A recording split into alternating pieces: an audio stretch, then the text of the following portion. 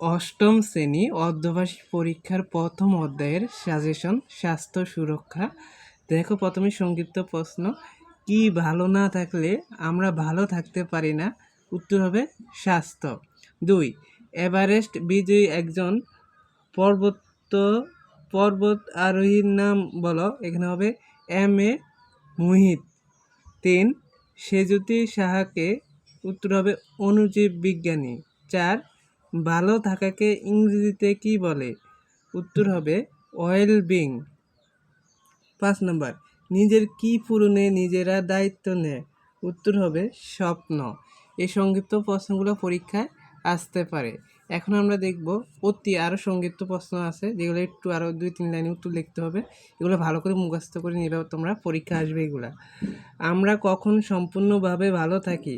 উত্তর হবে যখন আমরা শরীর, মন ও পারস্পরিক সম্পর্কগুলো নিয়ে ভালো থাকি, তখনই আমরা সম্পূর্ণভাবে ভালো থাকি। এই ভালো থাকাকে ইংরেজিতে ওয়েল বিং বলে। এটা ভালো করে মুখস্থ করে নেবা। তারপরে 2 নম্বরটা দেখো, শরীর কীভাবে মনের উপর প্রভাব ফেলে?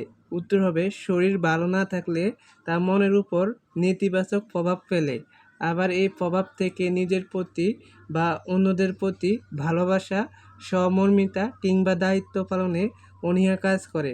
শরীর বা মন ভালো না থাকলে খেতেও ইচ্ছা করে না, খেলাধুলা বা আনন্দ করারও আগ্রহ থাকে না। এই দুইটা ভালো করে পড়বা। তারপরে দেখো 3 নাম্বার, স্বাস্থ্যই সম্পদ কথাটি বুঝিয়ে বলো বা লেখো। এটা খুবই ইম্পর্টেন্ট। উত্তর হবে মানুষের সুখের মূলে রয়েছে সুস্বাস্থ্য। আমাদের স্বাস্থ্য ভালো থাকার মানে আমরা ভালো আছি। স্বাস্থ্য ভালো না থাকলে আমরা ভালো থাকি না, কেমন যেন আমাদের সব কিছু অন্যরকম হয়ে যায়। আমাদের শরীর বা মন ভালো না থাকলে কোনো কিছুই ভালো লাগে না। স্বাস্থ্যের কাছে সকল সম্পদ, অর্থ, বিত্ত, বৈভব তুচ্ছ হয়ে যায়। এই জন্য বলা হয় স্বাস্থ্যই সম্পদ। তারপরটা 4 নম্বরটা, এটা খুবই ইম্পর্টেন্ট। মনের সাথে শরীরের সম্পর্ক বিশ্লেষণ করো। এটা দেখো, উত্তর সুস্থ দেহে সুন্দর মন। মনের সাথে শরীরের সম্পর্ক অত্যন্ত নিবিড়। মন খারাপ থাকলে কোনো কিছুই করতে ভালো লাগে না, কারোর সাথে কথা বলতে ভালো লাগে না, খেতে ভালো লাগে না, খেলাধুলা করতে ভালো লাগে না। মোট কথা, মন খারাপ থাকলে সুস্থ শরীরটাও অকেজ হয়ে যায়। এবার বড় প্রশ্ন, এটা দলগত কাজ দিতে হয় তোমাদের। তো দলগত কাজ ভালো করে করতে হবে। সুস্বাস্থ্য সংস্থায় তোমার পছন্দের ব্যক্তির কর্মপ্রণালী এবং এর প্রভাব সম্পর্কে বিস্তারিত লেখো। একক কাজও দিতে পারে। তো এটা যেভাবে লিখবা দেখো, প্রথমে সুস্থ দেহ মন আমাদের সকলেরই কাম্য। দেহ মনকে সুস্থ রাখা অবশ্যই জরুরি। এজন্য আমরা যদি একজন আদর্শ ব্যক্তির অনুসরণ করি তাহলে আমাদের জন্য সুস্বাস্থ্য সংস্থা সহজ হয়ে যায়। নিচে একজন আদর্শবান পছন্দনীয় ব্যক্তির কার্যপ্রণালী আলোচনা করা হলো। দেখো এখানে পয়েন্ট আগে লিখবা স্বাস্থ্যসম্মত খাবার গ্রহণ। স্বাস্থ্যসম্মত খাবার আমাদের শরীরের রোগ প্রতিরোধের ক্ষমতা বৃদ্ধি করে, দেহের স্বাভাবিক গঠন তৈরিতে ভূমিকা রাখে। তারপরে পুষ্টিকর খাবার গ্রহণ।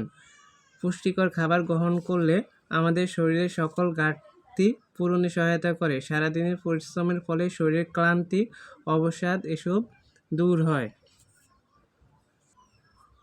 তারপরে শরীরচর্চা। প্রতিদিন শরীরচর্চা করলে শরীরের স্বাভাবিক বিকাশ অব্যাহত থাকে, কাজ করার ক্ষমতা বৃদ্ধি পায়, রোগ প্রতিরোধ ক্ষমতা বৃদ্ধি পায়। বিনোদন। দীর্ঘ সময় কাজকর্ম করতে থাকলে আমাদের মধ্যে একঘেয়েমি ভাব চলে আসে। কাজকর্ম বা পড়াশোনার গতি বৃদ্ধি করতে এবং নব উদ্যমে কাজ করার জন্য মাঝে মাঝে বিনোদন নেওয়া দরকার। এতে মানসিক স্বাস্থ্য সুরক্ষিত হয়। তারপরে জলদি ঘুমিয়ে পড়া। অতিরিক্ত রাত জাগার ফলে দেহ মন মারাত্মক প্রভাব ফেলে। রাতে তাড়াতাড়ি ঘুমালে খুব সকালে ঘুম থেকে ওঠা যায়। আগে ঘুমালে আমাদের খাবার হজমে সহায়ক হয়, ভালো ঘুম হয়। শৈশব থেকে দ্রুত ঘুমানোর অভ্যাস থাকলে অনিদ্রা রোগ হয় না। তারপর সকাল ঘুম থেকে ওঠা। তো এখানে লিখতে পারে শরীর ও মনকে সুস্থ রাখার জন্য সকালে ঘুম থেকে উঠতে হবে বা খুব সকালে ঘুম থেকে উঠতে হবে। সকালের আবহাওয়া থাকে স্নিগ্ধ কোমল। সকালের আবহাওয়া শরীর মন দুটোই ফুরফুরে হয়ে যায়, সারাদিনের কাজের জন্য মানসিকভাবে প্রস্তুত হওয়া যায়। এই অভ্যাস আমাদের স্বাস্থ্যের জন্য খুবই উপকারী। তারপরেরটা একেবারে লাস্টেরটা, পরিষ্কার পরিচ্ছন্নতা। স্বাস্থ্যকে সুরক্ষিত রাখার জন্য পরিষ্কার পরিচ্ছন্নতার বিকল্প কিছু নেই। অপরিচ্ছন্ন নোংরা পরিবেশ দেহ মনের উপর প্রভাব ফেলে। আমাদের দৈনন্দিন ব্যবহার্য সব কিছু পরিষ্কার পরিচ্ছন্ন থাকলে আমাদের স্বাস্থ্য ভালো ও অটুট থাকে। তো প্রথম অধ্যায়ে তোমাদের যে প্রথম অধ্যায়ে স্বাস্থ্য সুরক্ষার সাজেশন দিয়ে দিলাম, এখান থেকে পরীক্ষায় শতভাগ কমন পেয়ে যাবা। আমরা পরবর্তী ক্লাসে দ্বিতীয় অধ্যায়ে সাজেশন দিয়ে দিব। তো ধন্যবাদ সবাইকে ভিডিওটি দেখার জন্য। আল্লাহ হাফেজ।